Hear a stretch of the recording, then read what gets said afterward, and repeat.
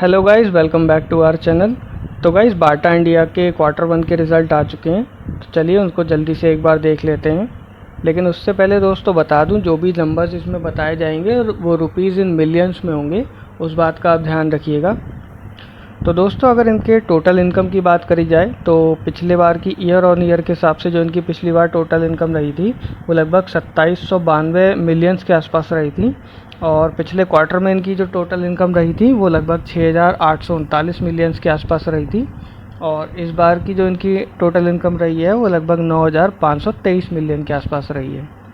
तो दोस्तों, आप ये देख सकते हैं क्वार्टर ऑन क्वार्टर भी ये अच्छी खासी बढ़ी है और ईयर ऑन ईयर भी ये काफ़ी अच्छी बढ़ी है। 2792 मिलियन से ये 9523 मिलियन के आसपास हो गई है। अब दोस्तों, बात करी जाए अगर इनके टोटल एक्सपेंसेस की, तो पिछली बार के ईयर ऑन ईयर के हिसाब से जो इनके पिछली बार एक्सपेंस आए थे वो लगभग 3716 मिलियंस के आसपास आए थे। और पिछले क्वार्टर के जो उनके एक्सपेंस रहे थे वो लगभग 5993 मिलियन रहे थे। और इस बार के जो इनके एक्सपेंसेस आए हैं वो 7925 मिलियंस के आसपास आए हैं। तो दोस्तों, आप देख सकते हैं ये क्वार्टर ऑन क्वार्टर भी बढ़े हैं और ईयर ऑन ईयर भी बढ़े हैं। लेकिन ये उतने नहीं बढ़े हैं दोस्तों जितनी इनकी टोटल इनकम बढ़ी है, तो ये भी इनके लिए एक प्लस पॉइंट की बात है।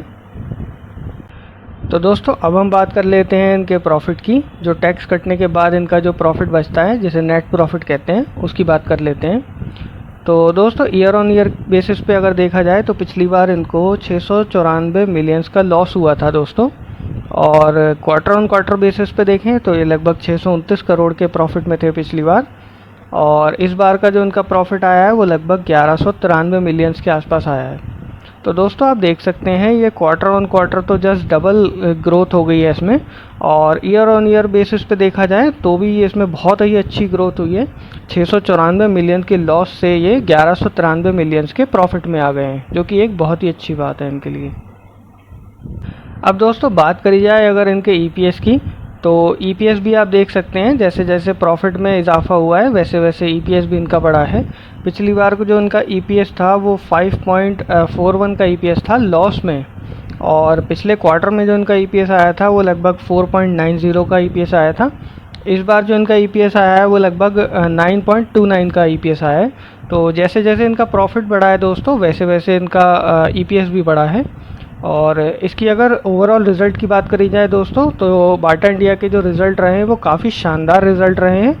तो इसको भी आप एक बार देख सकते हैं।